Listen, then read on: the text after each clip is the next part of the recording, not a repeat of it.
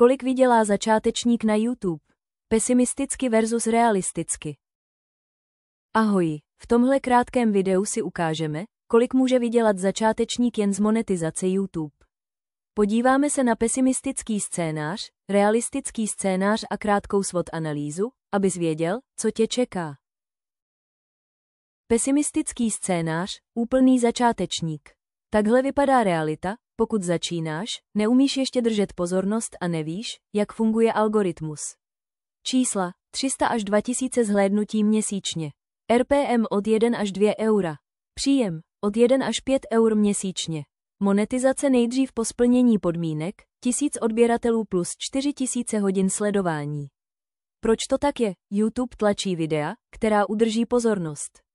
Začátečníci ji obvykle neudrží. Málo videí rovná se málo dat a to se rovná málo doporučení. Chybí konzistentní téma kanálu. Návod, jak se dostat z pesimistického scénáře, toč aspoň 2 videa týdně, potřebuješ data. Dbej na retenci, sleduj, kde diváci odcházejí. Dělej lepší thumbnail než konkurence. Skopíruj úspěšné formáty z tvého niš, jen s vlastní perspektivou. Realistický scénář, začátečník, který se učí rychle.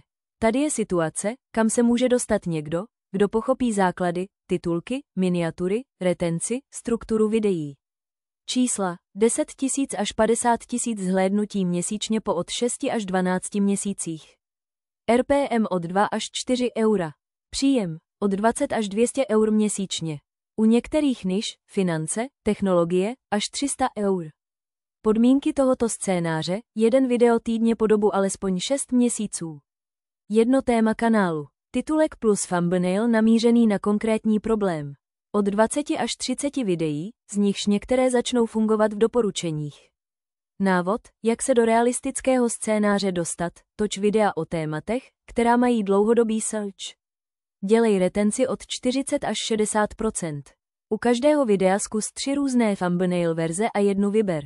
Analyzuj první 15 vteřin, rozhodují o budoucnosti videa. Mini SWOT analýza. Silné stránky, velký organický dosah, videa mají dlouhou životnost. Slabé stránky, pomalý start, učení střihu a struktury. Příležitosti, niž s vysokým RPM, růst díky doporučování. Hrozby, silná konkurence, změny algoritmů. Pokud ti to pomohlo, dej odběr a pokračujeme v dalším videu.